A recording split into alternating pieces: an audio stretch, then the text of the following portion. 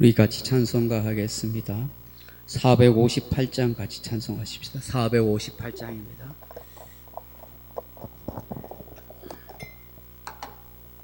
(458장입니다)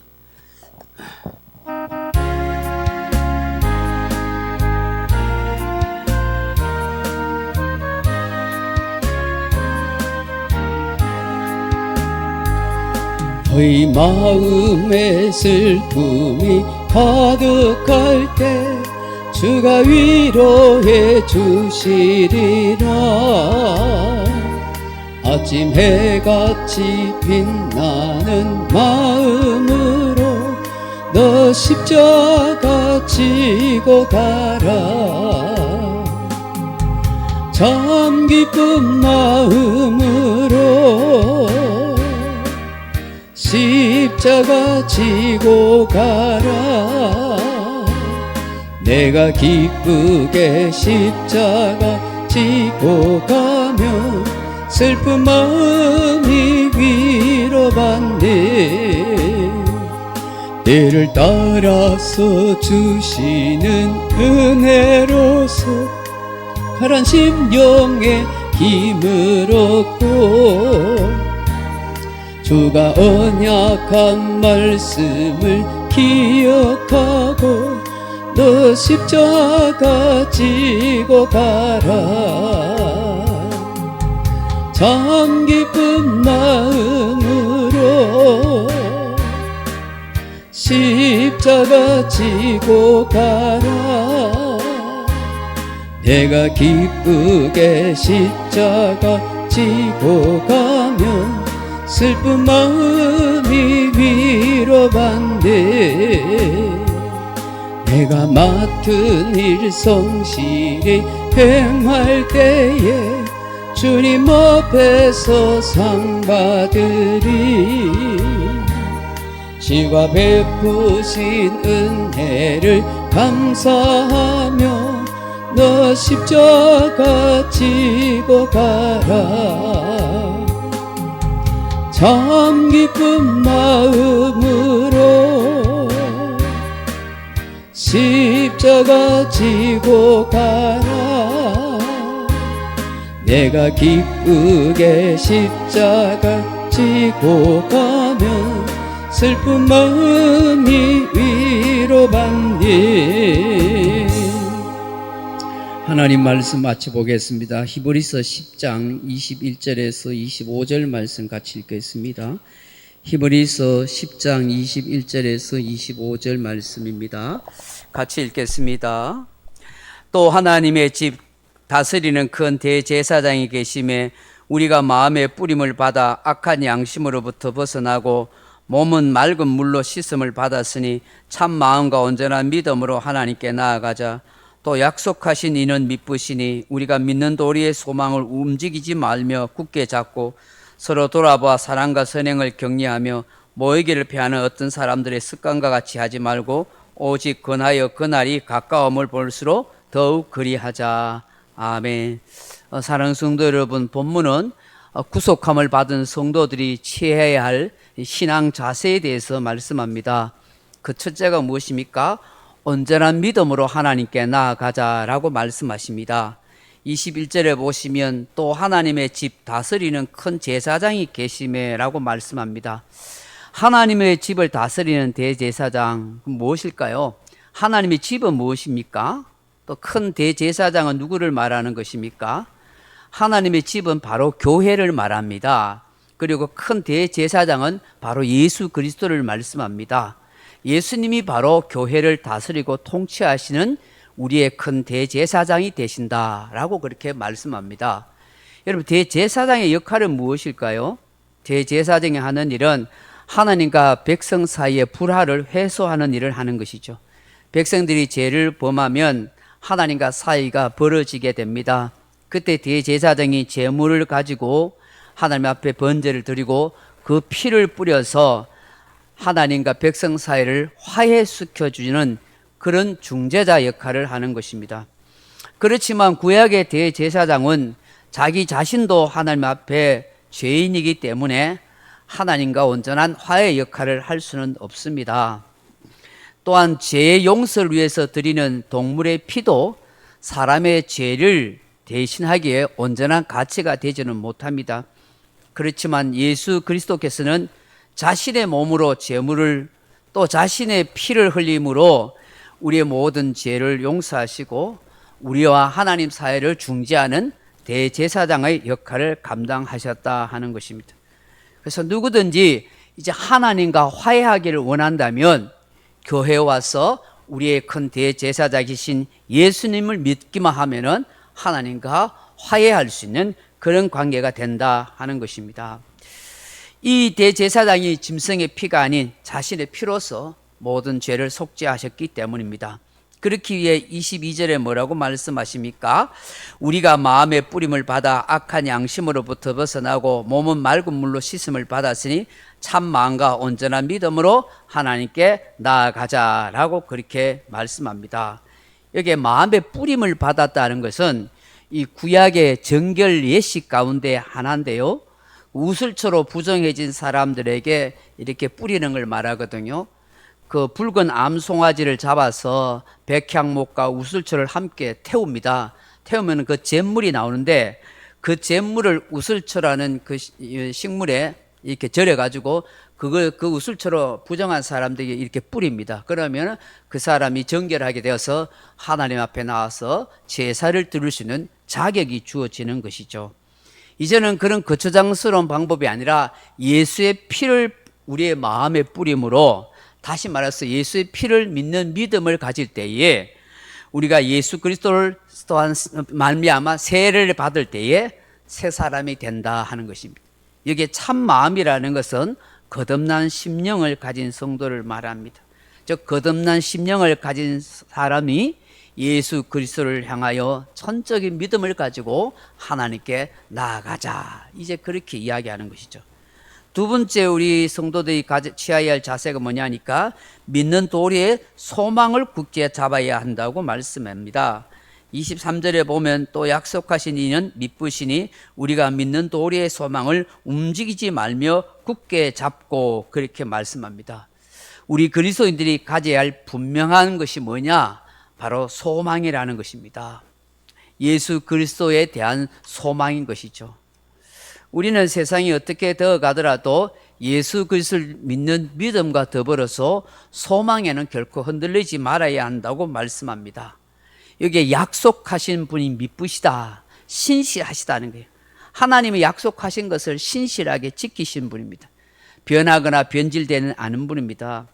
예수님께서 약속하신 것은 결단코 변하지 않고 다 이루시고 성취하시는 것입니다. 예수님은 요한복음 14장 1절에 너희는 마음에 근심하지 말라, 하나님을 믿으니 또 나를 믿으라. 내 아버지 집에 거할 곳이 많도다. 그렇지 않으면 너에게 일렀으리라. 내가 너희를 위하여 거처를 예비하러 가느니 내가 가서 너희를 위하여 거처를 예비하면 내가 다시 와서 너희를 내게로 나 있는 곳으로 영접하여 있게 하겠다. 그렇게 약속하셨어요. 주님이 성천하시기 전에 마태복음 28장 20절에도 내가 너희에게 모든 것을 분부한 것을 가르쳐 지키게 하라. 볼지라 내가 세상 끝날까지 너희와 항상 함께 있을 것이라고 약속하셨어요. 이 신실하신 하나님은 반드시 그 약속을 지키신다. 그러므로 우리 믿는 도리, 우리 믿음의 주가 되시는 예수님께 대한 소망을 욱 붙들고 살아가라. 예수님 반드시 다시 오신다. 그렇게 말씀하시는 것입니다. 세 번째로는 서로 돌아보아 사랑과 선행을 격려하고 살아야 한다. 신앙생활은 나홀로 나만 잘하면 되는 것이 아니다. 예수님께서 교회를 주신 것은 바로 함께 같이 더불어 공동체를 통하여 우리의 신앙을 다듬고 세워가라고 교회를 주신 것입니다. 그러므로 교회를 통하여 나의 믿음과 신앙이 성장하고 세워져 가도록 해야 하는 것입니다. 함께 믿음의 형제 자매들과 더불어 기도하고 예배드리고 함께 말씀으로 교육받고 신앙생활을 잘 함께 해 가야 한다. 서로 따뜻하게 위로하고 격려하는 그런 공동체로 세워가야 한다. 이것이 교회를 주신 하나님의 뜻이고 피 흘려 그렇게 세우신 예수님의 교회라 하는 것입니다. 이 교회를 의미를 우리가 모르고 나만 잘하고 나 홀로 그렇게 한다고 생각하면 그건 큰 오산이고 주님과 상관없는 그렇게 자로 살아갈 수가 있는 것이죠. 여러분 사도행전 2장에 보시면 오순절 성령 강림 이후에 초대교회가 어떤 모습이었습니까? 항상 모이기를 힘쓰고 떡을 떼고 기도하며 예배드리며 서로 친교하고 복음 전파했던 모습을 보지 않습니까?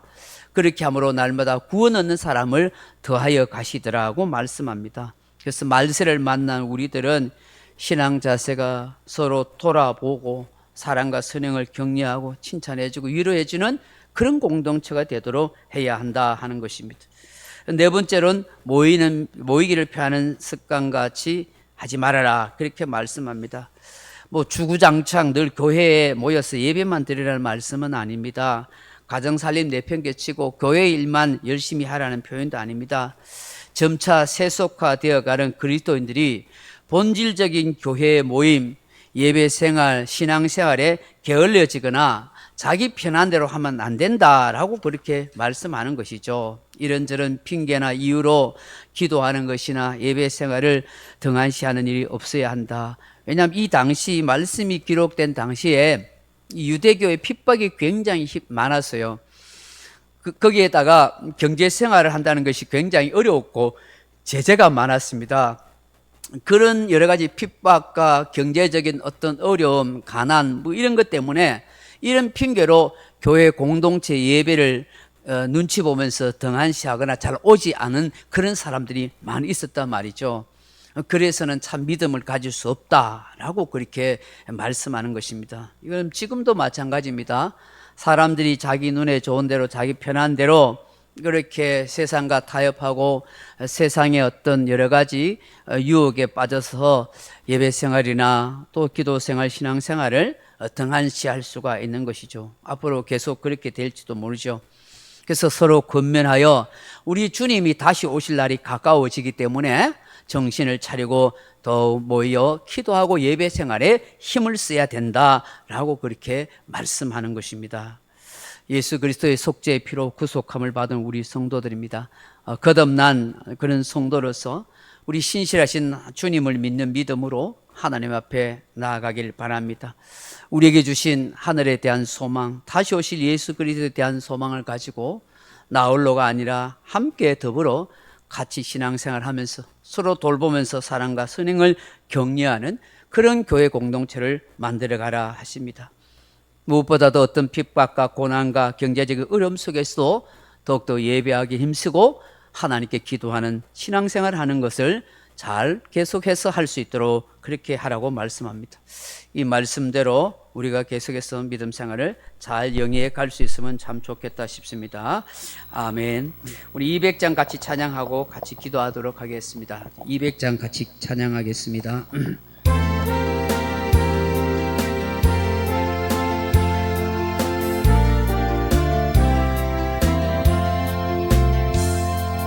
달고 묘한 그 말씀 생명의 말씀은 귀한 그 말씀 진실로 생명의 말씀이 나의 길과 믿음 밝히 보여주니 아름답고 귀한 말씀 생명샘이로다. 아름답고 귀한 말씀 생명샘이로다. 귀한 주님의 말씀은 내 노래 되도다.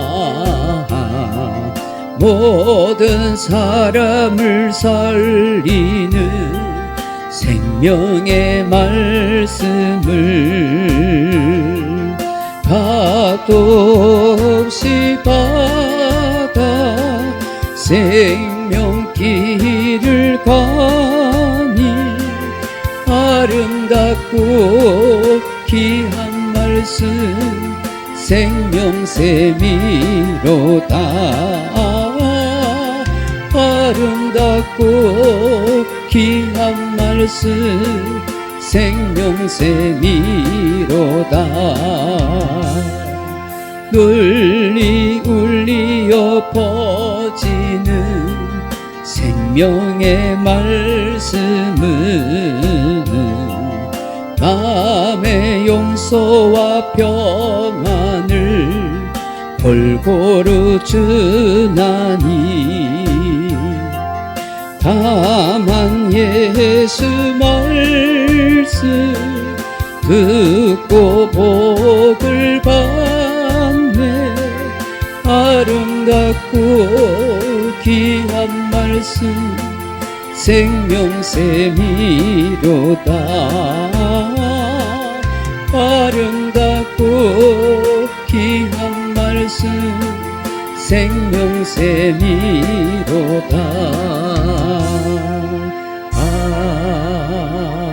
아멘. 말씀 생각하면서 기도하시다가 돌아가시기 바랍니다.